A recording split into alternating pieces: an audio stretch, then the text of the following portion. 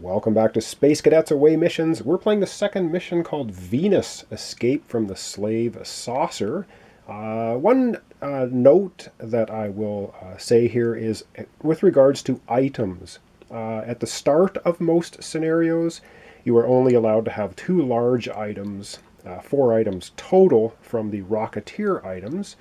But during the game, you can collect as many items of any size as you wish. So there is no restriction to being limited to 2 large items once the scenario begins. So I just want to clarify that. And let's get going. So we were going to have Annie go first. And I think what she's going to do, we have to take a scan action, of course. And so for her scan action, she will scan this token right here. And I can move that down a little bit and be right back, and we'll do that. So we're going to be looking at the tile marker to see if it's a decoy. We're going to look at the aliens, and there is now a discovery token. So there's lots going on in this tile. But the aliens, we're not going to get thralls as the first alien anymore. So, well, it just ends up being a regular tile, but this may make it be the elevator. Come on! And it is a decoy. This is not the elevator. Okay. Well, there's some other things. Let's look at the discovery token first. And we get, okay, that's pretty cool. We get a Thrall O2 tank. That's going to be worth 3 oxygen. And of course, we can spend 1 oxygen on our turn to give us 1 extra action. So that's pretty useful. However, I don't like this aliens token. Oh, this could be ugly. We get a saucerman, a leech, and a bug. And this time we don't get thrall. So we get a saucerman, we get another. These leeches are really bad news. And we get a bug. Bugs, of course, appear at the closest vent. The only vent we have on the board right now is just to the north here, right here. So this bug will appear at this vent. Okay. Wow. All right, let me readjust the camera. And then we're going to have Annie Fletcher take her 3 actions, and I'm not sure what she's going to do. Things are getting kind of busy. Now let's see. Okay, I've decided what Annie's going to do. For her first non-combat action, she has a non-combat action. She's going to move into this space, and she can pick up a token for free. So that's a free action. She will get 3 more oxygen to add to her supply for that oxygen tank. That gives her a ton of oxygen now. So that is not a problem. She still has 2 actions left. And so for her first of the 2 remaining actions, she will shoot point blank at the saucerman. And that's going to give her 5 dice. Because once again she's using the ray gun, and the ray gun uses 5 dice when you're shooting in the same square. So let's go to the dice tray. She's going to shoot at the saucerman. Right, shooting at the saucerman, 5 dice. Come on! No! She gets 0 hits. Well, she's going to do that again. So for her third action, she's going to try that again. Let's see what she gets. All right, this time she gets lots of activities. So she gets 3 hits this time. Well, of course, the first one is going to take out the saucerman.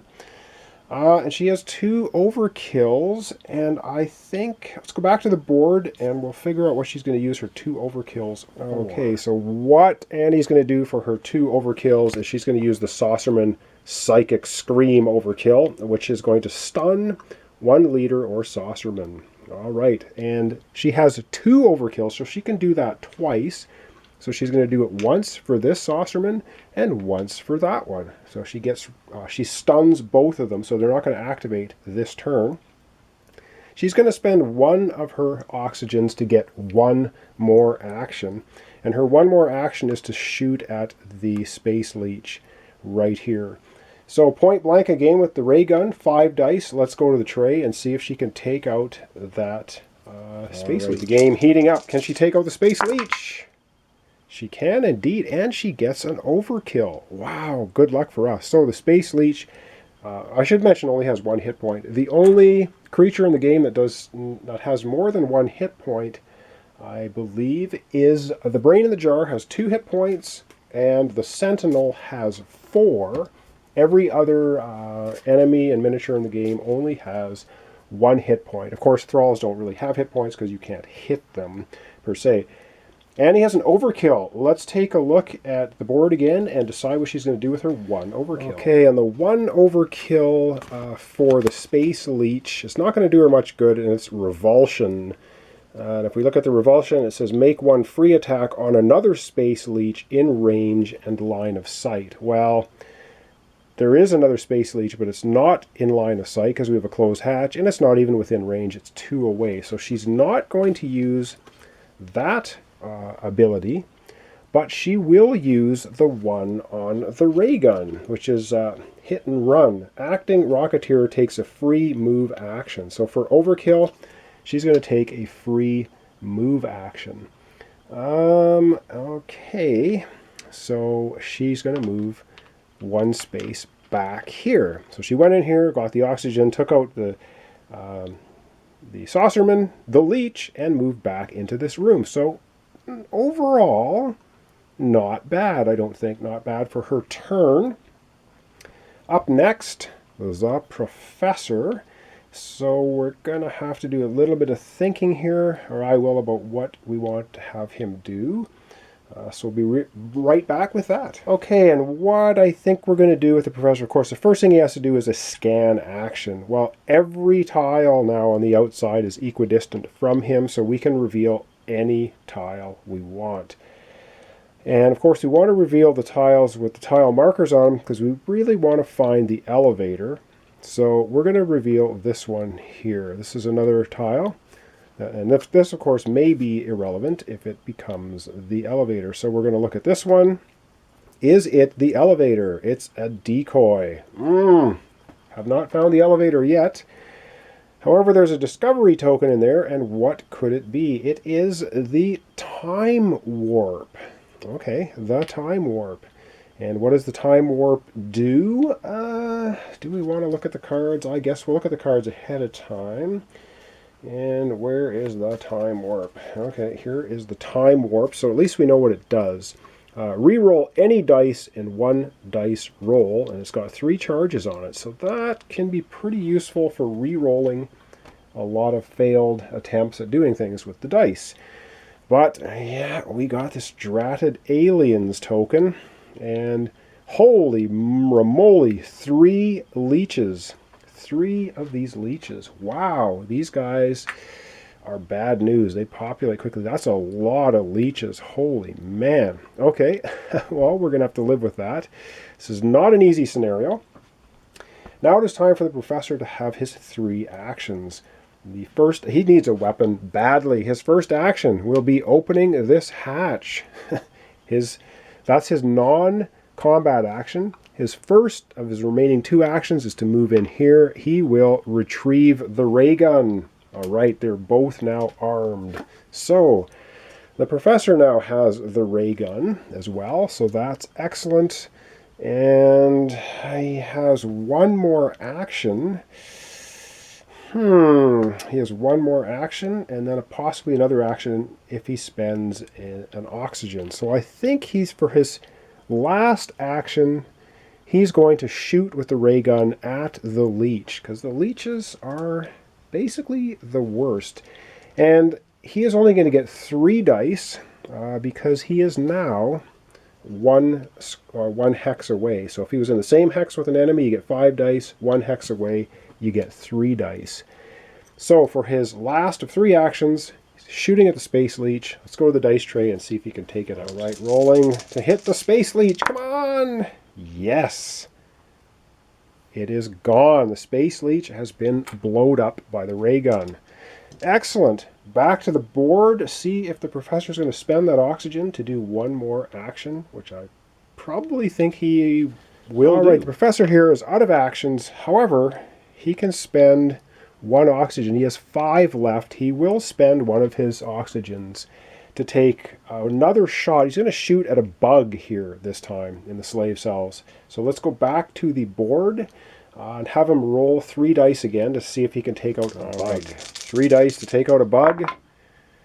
And he does not hit the bug. They're just scurrying too quickly. Back to the board for the aliens' turn. Ooh, this could be all right. So the aliens will activate in order of sentience. Up first would be the saucermen. However, the only two saucermen on the board are having a little bit of a nap right now because the psychic scream has knocked them both out. So we're just going to conveniently skip them.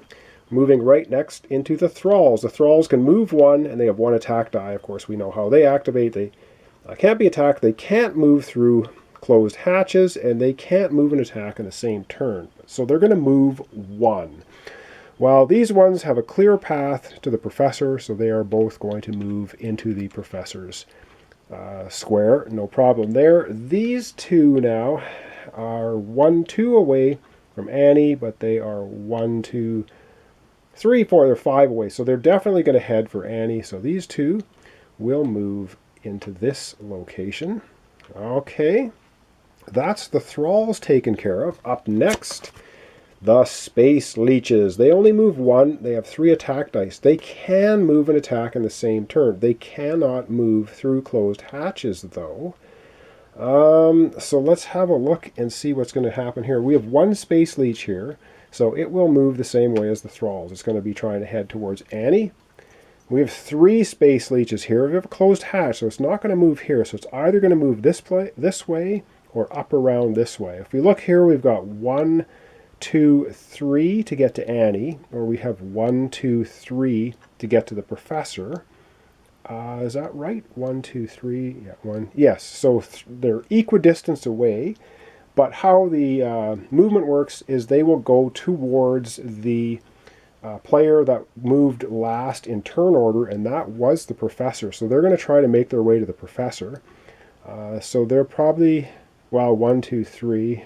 1, 2, 3. They could either, I guess they could move here to get 3 spaces, or 1, 2, 3. I think they're going to move up here towards the professor.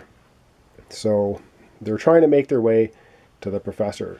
Time warp is sitting in here. Okay, that's leech movement. Up next is the lovely bugs. They move one and they have 1 attack die. Priority for bugs is to form a single swarm before moving toward the nearest rocketeer. Each bug in the swarm. So how this is going to work, the way I see it, the way the situation is right now, this bug is going to move its 1 movement in here to join the swarm. So now there are 3 bugs in here.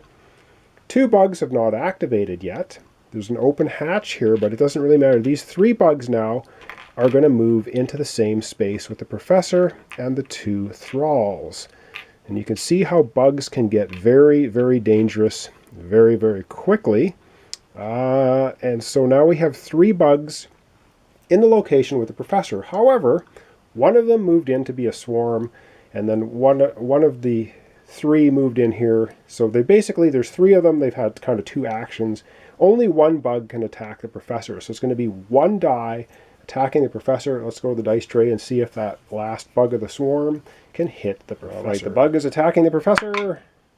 Oh man, and it hits him. That is very bad, and there's not a thing we can do about it. Except the thing we can do about it is we'll go back to the main board and we'll see what we do with that one. Okay, I think what we're going to do, there's 1 last cube left on the long lost brother. Take 1 hit instead of the Rocketeer. So he's going to take the bug chomp for the professor. So it still means the professor has 4 hit points and 4 oxygen. So the professor has 4 hit points, 4 oxygen. He has the scientist with 2 cubes on it. He has a reference book, which gives him +1 IQ if he wants. 2 cubes left on that. And our first officer has 3 health and 2, 4, and has 7 oxygen. So lots of oxygen there. Now, of course, if you run out of oxygen in the game, you also drop dead. So you lose that way. And if any one Rocketeer dies in the game, you lose the scenario. So you can't carry on with just 1. All right, this was Space Cadets Away Missions. We're continuing with the mission called Venus, Escape from the Slave Saucer. It's the second one in the board game. We're trying to find the elevator, but we still have to subdue 2 more thralls to be able to pull it off. And I think we're going to use we're going to have our first officer go first again in the next episode, and we will have the professor then go second. So that's how we're going to set it up at the end of this one. So thanks so much for your subscriptions, comments, and likes. Really appreciated. And thanks for joining me here with the Space Cadets Away missions. And join me next time as we continue Escape from the Slave Saucer. And of course, before we do that, we have the cleanup to do, which is very quick. These aliens, of course, will revive, and the hatch will disappear. So, thanks so much, and we'll see you next time for the continuation of Escape from the Slave Saucer.